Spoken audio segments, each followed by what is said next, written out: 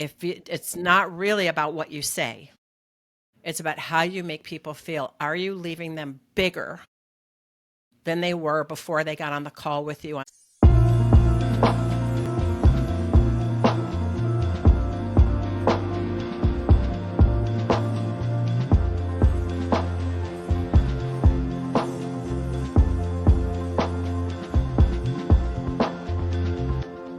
Well, hey, welcome back to the Amanda Kaufman Show. Today, I'm so excited to welcome my friend Jen Coken to the show. And on a personal note, the reason I'm so excited is because as I got to know Jen better, I realized, whoa, this is not just a coach. This is somebody who has quite a bit of experience in our industry, coaching people in all kinds of different ways. She's successfully hung her own shingle as a coach. She's an executive coach, she's a speaker, she is a best-selling author, and she helps women in male-dominated industries ditch imposter syndrome and lead with unapologetic authority. And she has over 25 years of experience as a coach, which is an amazing thing. And she has worked from grassroots political strategy to the C-suite. She works with high achieving women, particularly in STEM and finance and technology, to own their power and their influence without feeling like they have to sell their souls to do so. She's funny, which makes sense because she happens to be a stand-up comic, which means she brings humor and honesty to the toughest of the leadership conversations. And she's built a multi-six-figure coaching business without relying on social media fame or complex funnels. She does it by just delivering results and having real relationships, which is exactly what we preach here in the Coaches Plaza, is the absolute foundation of a successful coaching business. You can do fancy funnels, but if you don't have a core of connection and relationship, then I would say don't bother. She's a master at flipping your fear into fuel. And if you're looking to grow your business and design the impact that you want to have, you definitely want to listen to this episode because she has so much presence. She helps you feel and remember the permission that you have to move through this world powerfully. And she's going to change how you show up for yourself, your clients, and those that you're influencing. Jen, welcome to the show. Oh my gosh, I'm a little bit clumped. Thank you so much, Amanda. I'm so excited to be here and so happy to be getting to know you better and being on the show and providing what I can for the coaches out there. Love it. It's not common for a coach to have the experience that you have. I was doing some research recently for my own company, and I found the statistic that 80% of coaches fold up their business by the time they get to year 3. 80%. So Whoa. that's like 1 in 5 make it past the third year. So you have like obviously the full duration of your coaching career experience, but you then turned around and built a six-figure business that's been around for 10 years. Yeah. So I just have to ask right off the bat, what's your secret? What do you do differently What's than my the other four secret? coaches? Man, Yes. if I knew. Well, I think you hit on when you were in, I think there's a couple of things, my secrets. Number one, I'm out to build relationships. This is not about churn and burn, right? So many programs, you get a ton of people in there. I mean, I've heard about even group sessions that have hundreds of people in there. I have always had my eye on how do I make a difference for this person in front of me. And so when I've been coaching in containers, 6-month contain like group containers, I've never wanted them to be big because I would lose my ability to personally connect with people and personally coach people. So I think it's all about relationships. It's about building those relationships. I've had repeat clients. I've had referral clients. Oftentimes, here's the other piece of it. And maybe this is one of my secrets, but it's an interesting because I'm coming to it as we're talking, which is it's not just for me about coaching people one-on-one. Because I typically target, I don't like that word because then I feel like people have a target on their back. I typically serve women in the C-suite. And when I do that, once we start working together, often, they'll say like, man, my CFO could really use to work with you or my team. And so a lot of the times those one-on-one engagements turn into a package with a company. So one of the things, the other secret is I've been agile. When people need something, I develop the program to go with it. And I think that's such a great question. I could go 57 minutes here, but I won't. So I think number one, service, being of service, providing true value. Number two, having a package that's next for that one-on-one client that will impact that company. That's really what I love doing, is creating company cultures where people love showing up to work. But I've always said the fish stinks at the head. So we got to start with the person who's in the C-suite. So that's the other one. And then being agile, being able to sit back and think about what's needed and wanted. What am I hearing? You know, like you, I've done a lot of research, a lot of conversations. And in the agility, it's also being willing to shift and shape change. The coaching I offer now is zero like the coaching I offered when I opened my doors in 2016. And it's Yeah. not even anything like what I was offering in 2019. In fact, the coaching I'm offering now is very different than what I was offering last year. I was going to say, I mean, 5 years from now, you're probably going to have something that looks different. So you clearly also seem to value curiosity and learning and being open to new experiences as well. It's very true. But the one thing I have to be careful of, and this is number one because the assessment I use is Clifton Strengths. And one of my top strengths is strategic, which means that I'm always seeing patterns and data and numbers, and I consistently want to shift course. That's a problem. If you're an entrepreneur as a coach, if you're a coach developing your products, I'll say your persona, like your how you come across in public. And my public persona is no different than what people see on social media. And people have said that to me all the time. Oh my God, you sound just like you write. You sound just like I see you on your website. And I always think that'd be weird if I didn't. So we started with curiosity, right? I got off on a little tangent. And where do we go from there as I lose my train of thought? Well, my observation was simply that because of that agile perspective, interesting word Right. choice. Like when you say agile, do you mean like literally the principles of agile planning? What does that mean to somebody who's maybe No, not familiar with the term? for me, it is having, I'm an athlete. So having agility, being agile, I work my muscles. I was a former rugby player in college and then was an endurance cyclist for a long time. And now I'm making sure that I stay flexible, agile, right? Being able to move with the times. I began using AI 2 years ago to start shaping things and forming things because and AI is never going to replace coaching. But I think my point in saying all that is you gotta try something for at least 6 months. And sometimes I will run off to figure out that next shiny object, or the curiosity can bite me in the butt because I listen to too many other people and look at what they're doing rather than trusting my own gut instinct. And that has gotten me into trouble. Yes, and a lot of my own coaching, I work with a lot of high performers and high achievers, and that tendency to want to shift and switch tracks. It's a delicate balance, isn't it? Right? Because staying really committed to the goal, I always think of it as, here's the puzzle that I'm on for at least the next 3 months. I love how you're saying like 6 months. However, that doesn't mean that every day I'm just doing the same thing necessarily. I try to like break it down into these little tests, little things that I'm going to do over and over and over again to actually learn something new so I can do something new. But to let all that learning unfold usually does take some time. And a lot of these programs that you're talking about, I recently made a change. Well, not that recently now that I think about it. It was actually about 2 years ago. I changed my group coaching program where I help coaches to launch their business to be a year of access, community based, with more of a Netflix presentation of the curriculum content that I offer.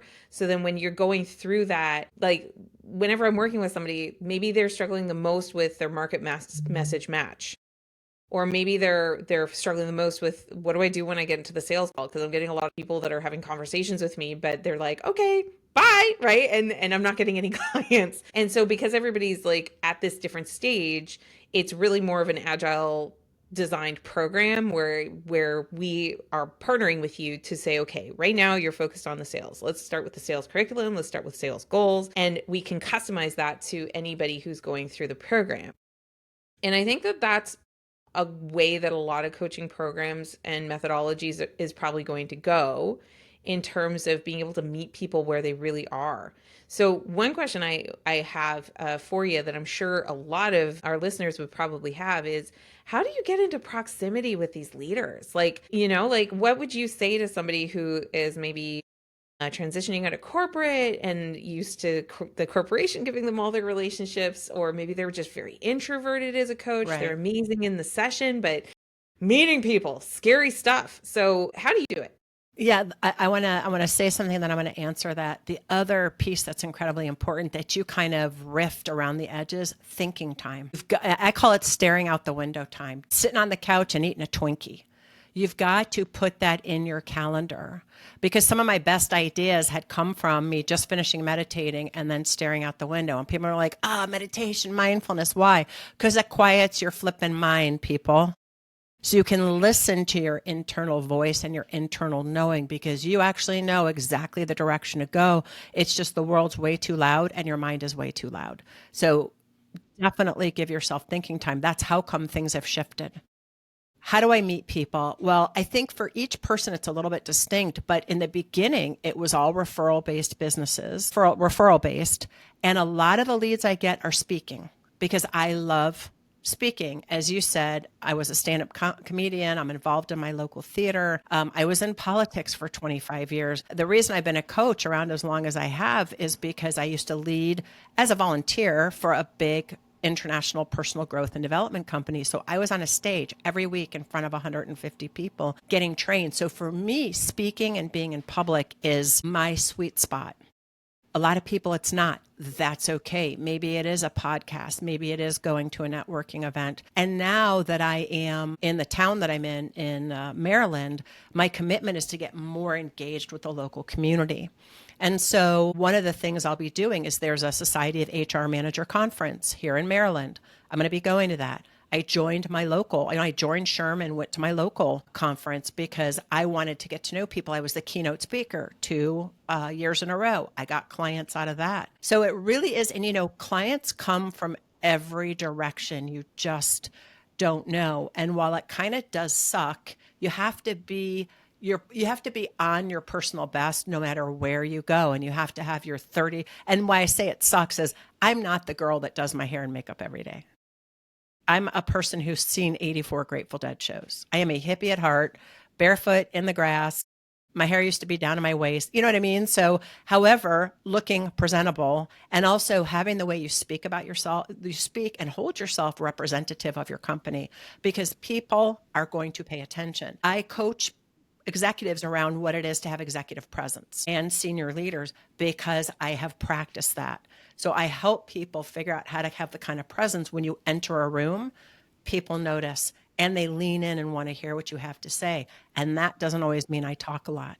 A lot of times I'm the observer. I am the person who kind of sits back, listens, takes it in. That's also part of my strategic strength because I can hear patterns and data. And I was always the one in a meeting where I would hear all these different people arguing back. I mean, it's politics, for God's sakes. Like, I think we're all saying the same thing. Don't we want to, what about this? Well, how'd you get that? I didn't know until I did the Clifton Strengths Assessment. So in terms of finding the leads, references, networking, don't be afraid to ask for referrals from current clients. If you're just starting out, ask to coach people for free and provide you a testimonial. And then ask them, do you know anybody else that could benefit from the work we did together? When I first started coaching, I had 3-month packages. I now have 6-month packages. That goes for my group containers and one-on-one. Now I'm shying away from one-on-one and going more toward group and B2B because it's just the nature of where I'm headed in that agile persona. Love that. Love it. Such good wisdom there. On the whole makeup thing, I think like when I started my business about 10 years ago, I had this big, I guess, backlash kind of moment internally where it was like, I want to be an entrepreneur. I want to have freedom. I don't want to have to wear the Calvin Klein. I don't want to have to do the hair. I don't want to wear high heels all day. I still don't wear high heels all that. And Sneakers, baby. right. It's like, I'm doing this because I want to honor my freedom. Lately, I don't know if you're familiar with Cody Sanchez. She's an influencer, and she teaches you how to build a business by buying successful businesses. And she's been talking a lot lately about a really fascinating study that came out. And I went and I checked it out. I'm like, oh man, okay. And it was talking about the impact of grooming and appearance. And they looked at men and women. And they found that, like, if men pay attention to their grooming and their wardrobe and everything, they can expect to increase their income by 15%. For women, 30%. Really? 30%. Yeah. And I was like, really? So I'm now in the makeup and, how do I present myself kind of a way. Congruency is super important, and authenticity totally. And like, I never Absolutely. want to feel forced, but I also am like, I also like 30% more Yeah. No, that's a good for point. But a I little think, bit of that effort. So I've been, yeah. I was definitely at a crossroads of considering it. But yeah, it just came to my mind. I was like, But I that think first that's impression makes a I think difference. what's important is that you're not sitting there like I would never. I love people who get the eyelashes put on because I think it looks gorgeous. I am I such tried and I'm a allergic. what's that? I tried and I'm allergic. Well, I'm sure I am too, but more than that, I can't even grow my nails long because I will stab my eye trying to take out my contact. And that's all I could think about is I would be like the one who would be like have a jail, over my eye as the eyelid. And once upon a time, my eyes are so tiny. Once upon a time, a good friend who's big into fashion, she was like, I'm going to show you how to put on fake eyelashes. I said, okay. So we're at this conference and we're sharing a Airbnb with some other girls. She's like, okay, we're going to go up to the bathroom. So we're sitting there and she's watching me. She's like, it looks great. And I turned to her and the eyelash was all the way over here because you have to like trim them. I'm like, yeah, that's not happening. So this is me. If I am going on stage to speak, I will hire someone to do my makeup. And sometimes I will hire someone to do my hair because I'm just not that good at it. But regular everyday makeup for something like this, or if I'm coaching somebody, I will do. But I also don't shy away from throwing on the baseball hat after working out because if I want to go live on Facebook or LinkedIn or whatever, I'm okay with that. But now you got me thinking. Maybe a little Yeah, it's eyeshadow. it's it's so I don't funny. know. It's like there's all these little micro things that we can do to, enhance our success, and I But love it. one thing, I hate that. I hate that it's 30% for women and 15% for men because it speaks to the Also, double yes, stupid standard all the time. right? And that was one of the whole reasons why when I was starting out, I was like, no makeup ever. Like, I don't worry about it. And I've put like literally tens of thousands of dollars behind ads where I'm like, no makeup, just came in from a run, just saying what's on my heart. So I've like definitely done it and benefited from it. And then, you look at people like Alex Ramosi, he always has a really long beard and he has like the long hair, and he intentionally picks an outfit that allows him to go to the gym, go to work, walk around at home and walk into a restaurant. And you're just like, whoa, he's very paradigm shifting in terms of the level of cash, but he's also done like really incredible stuff. So it's kind of like, okay, if you're Yeah, just starting out and you're building that credibility and you can make things a little inadvertently harder on yourself, I think, yeah, yeah. when people don't yet know you and don't yet know what to expect. It's easy to get dismissed for bad reasons. I agree with you. Like, I don't think whether you wear makeup or not should make a difference, but I'll also tell you from my marketing metrics, it does. When I wear red glasses versus my clear glasses, it literally makes a difference, which is just wild to me. Wow. But that's Wow. just I think it's the more animal side of human attention. We like to give a lot of credit to the prefrontal cortex, but there's a lot that subconsciously goes on when people are connecting with you, whether it's in person or in your content, and so on. And just my new view of it is, how do you honor that and at the same time, forward and progress, right? And feel comfortable in your own skin because, That's it. I have never, I've worn dresses, but I am way more comfortable in pantsuits and cool sneakers. That's just kind of or boots because number one, my knees are shot. Like I really do need 2 knee replacements, but I've been putting it off and putting it off. And I've known that for 20 years. However, to put me in some like hot pink debutante, it just wouldn't be me. Right. But a nice velvet red suit with some cool kicks, or, I will wear small heels. That kind of a thing is good, but you got to figure out what works for you, because if you feel uncomfortable in the get up and whatever you're wearing, and this goes for guys too, if you feel uncomfortable wearing a suit and everyone's saying you really need to wear a suit to present to corporate, no, you don't. Find the thing that works for you. You can you can try different things because you want to feel comfortable in it. You don't want to be somebody you're not. And that's the whole thing too, is like we're talking about a 30%, increase based on their scientific study. Maybe you're okay with doing 30% a little bit more presence, or 30% a little bit more networking, or 30% a little bit more follow-up, so that you can still honor all of that. Like that was really the decision that I made around it, is that it's like, look, if I lost 100 pounds, I'm sure that that would have an impact on the first impression, which would make everything downstream a little bit easier. And also, I'm not going to starve myself. I'm not going to do it in unhealthy ways. There's reasons that I am where I am with that.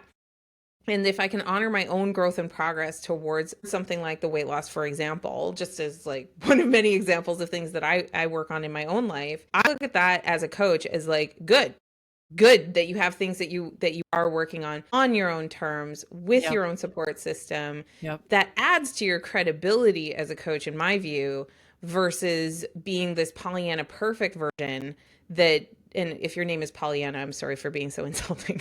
But seriously, like if you were just like this very perfect plastic version, the depth of the relationship that you can expect from someone on the basis of your looks alone is like, don't expect that. And I think like there's a lot of people who actually really do present very well, that they have to deal with a lot of BS, right? Yeah. On the basis of that as well. So it's like, Yep. you choose your battles, and you're going to have battles no matter what, as you build this business and you're growing. Know thyself Yeah. as you walk your own path. Absolutely. And made me think of two things. One is the phrase, people aren't going to remember what you said. They're going to remember how you made them feel. And that's incredibly important. And secondly, I remember being at a conference a number of years ago, and one of the women that I was at the conference with saw one of the keynote speakers who is her idol. She's been idolizing this woman for 7 or 8 years. She walked up to her to say hi, and that woman was so incredibly rude to her.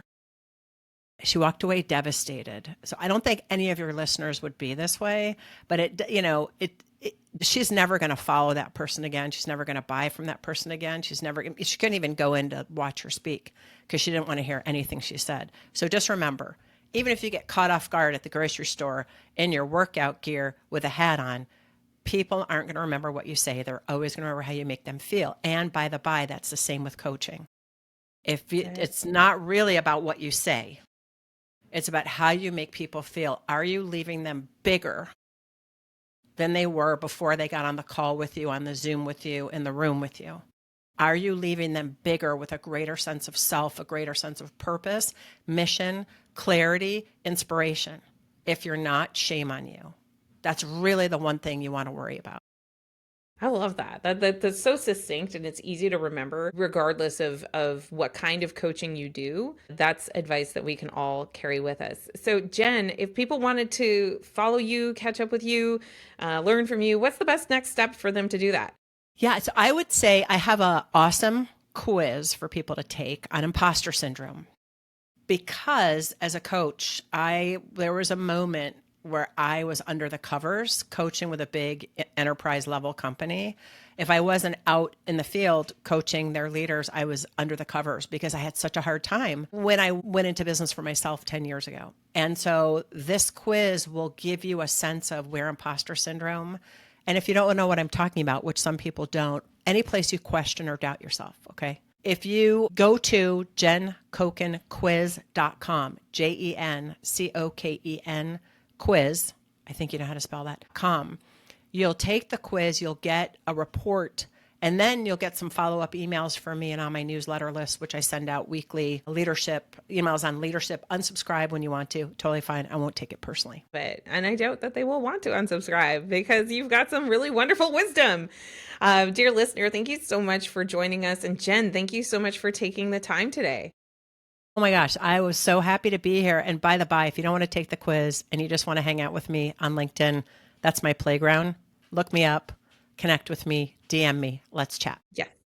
We've got all of Jen's links in the show notes below. Before you go, make sure you smash that subscribe button so that we don't miss another episode. And if you found this to be inspiring, uplifting, and forward thinking, make sure that you grab the link and share it with 3 of your friends. You can send it to them on text message or DM. And, if you do have an extra 30 seconds, we always appreciate an honest review. It helps listeners decide whether they want to spend time with us. So if you learned something, share that something in your review. And until the next episode, do what matters. We'll see you very soon.